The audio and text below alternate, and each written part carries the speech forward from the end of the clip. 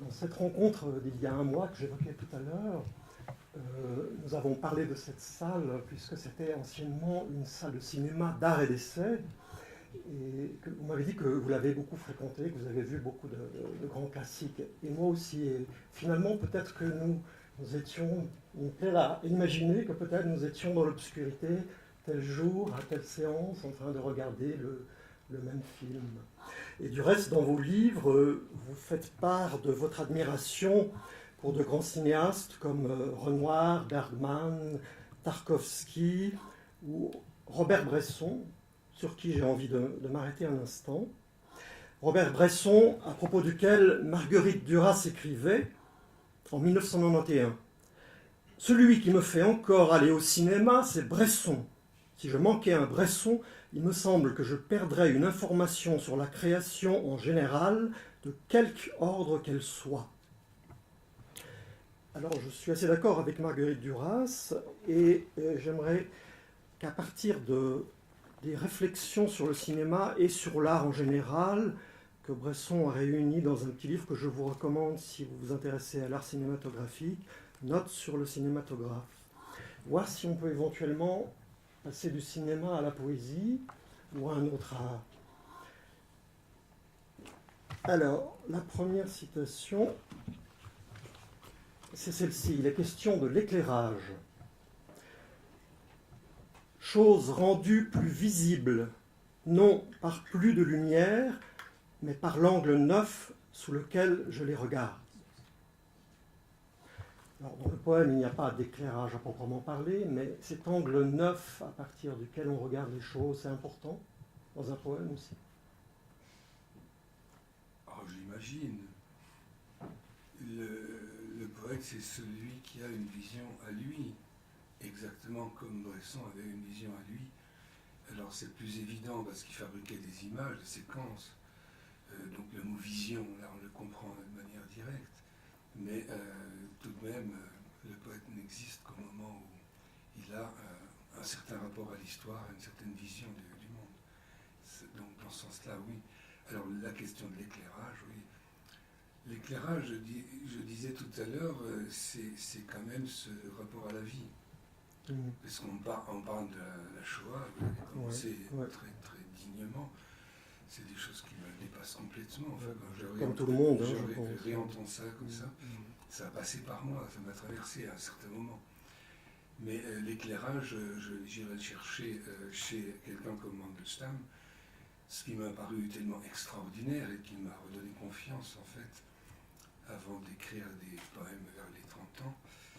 J'avais déjà écrit avant, mais peut-être pas jusqu'au bout. C'est difficile d'aller jusqu'au bout. Est-ce qu'on va jamais jusqu'au bout?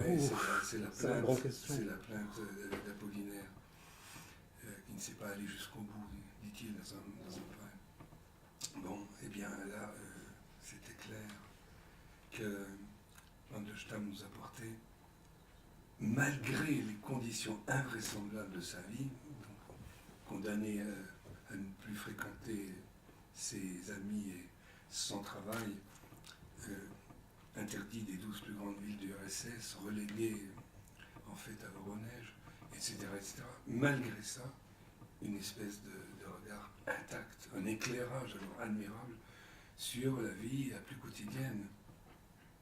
Alors ça m'a vraiment, et ça continue de me sidérer, absolument. Et heureusement, la seule chose qu'on peut imaginer, c'est qu'il est mort juste avant de savoir en fait ce que les Allemands étaient en train de faire en 1938. Ce qui meurt à cette date. Il a dû connaître évidemment les pogroms, tout ça, mais en fait pas l'extermination. Peut-être que ça lui aurait vraiment interdit la parole, comme ça me l'a en tout cas moi interdit pendant longtemps, jusqu'à ces 33 ans, puisque j'ai publié mon premier livre à 33 ans. J'ai vu qu'on va bientôt publier ses œuvres complètes de Mandelstam au bruit du temps, en un volume, je crois. Et puis, alors toujours du point de vue de la vie, moi je ne le sépare jamais de Nadejda, donc de sa femme qui a joué un rôle si important. Et dans votre dernier recueil, vous avez repris le poème en hommage à Mandelstam Ouais. et un nouveau poème en hommage à sa femme, Ouais, c'est qui ça. sont face à face, Ouais. qui sont ensemble, que En vous cachant réunissez. les poèmes, en les apprenant par cœur, en réussissant à les faire passer par le canal diplomatique aux États-Unis. Et la première grande édition, elle est tout simplement anglaise. Ouais. Et les Russes devront attendre 89. Ah oui, c'est hallucinant. Simplement C'est pour le dire. hallucinant. Enfin, Ouais. nous avons eu cette chance de le découvrir dans les années 80.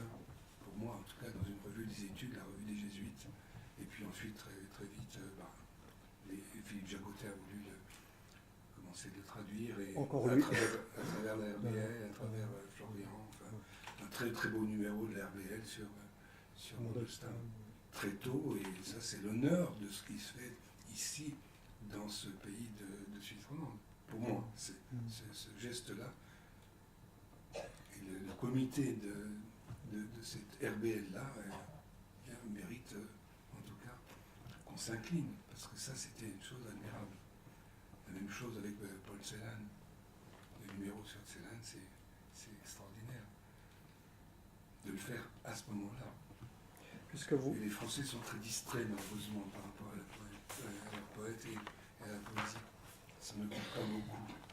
Puisque vous évoquez Paul Celan, j'aimerais apporter cette petite citation extraite du Méridien, qui est également un discours de remerciement pour un prix, où il nous dit « Mais la poésie aussi parfois nous devance.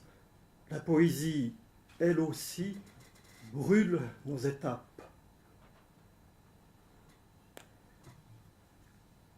La poésie parfois aussi nous devance, elle brûle nos étapes. Comment peut-on comprendre, à votre avis, ceci ?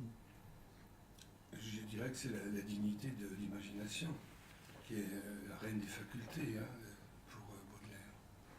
Et il la renvoie notamment à cette façon de voir le monde à neuf, comme là, l'enfant.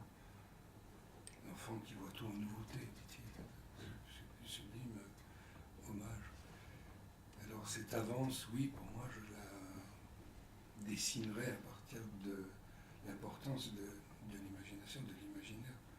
Et au-delà de l'imaginaire. Aujourd'hui, il est complètement massacré par la société dans laquelle on est, tout simplement.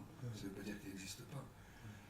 Mais on est en fait complètement plié, replié dans des perspectives qui sont misérables, tout simplement, par rapport à la vie. Enfin, c'est mon sentiment de chaque jour. On cherche toujours de plus en plus à la cerner. Et les sociologues se bouffent le nez en ce moment. Une grande politique, un grand débat en France en ce moment, entre deux écoles de sociologie. Qu'est-ce qu'il nous apporte ? Du point de vue de l'imaginaire, donc, dont je parlais. Mais au-delà de l'imaginaire, est-ce qu'on ne pourrait pas comprendre ceci aussi dans le sens que pour Paul Celan, la poésie, dans le fond, en sait plus que le poète, qu'elle est en avance sur lui, et qu'il y a une...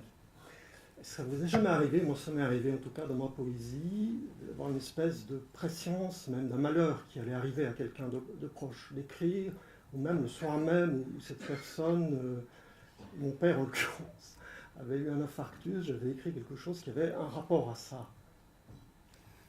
Oui, ça peut arriver dans une certaine qualité d'écoute. Et on l'est rarement dans cette, disons, état d'écoute parfaite, peut-être. Oui, Ce qui n'est pas indispensable à l'écriture du poème, cet état-là. Oui. Pour Rilke, c'est l'ouvert. Vous connaissez ces grandes réflexions à partir de ce mot, l'ouvert, avec un O majuscule. Et ça veut dire abandonner beaucoup de choses et être réduit souvent à beaucoup de solitude pour que cette écoute soit palpable, possible tout simplement.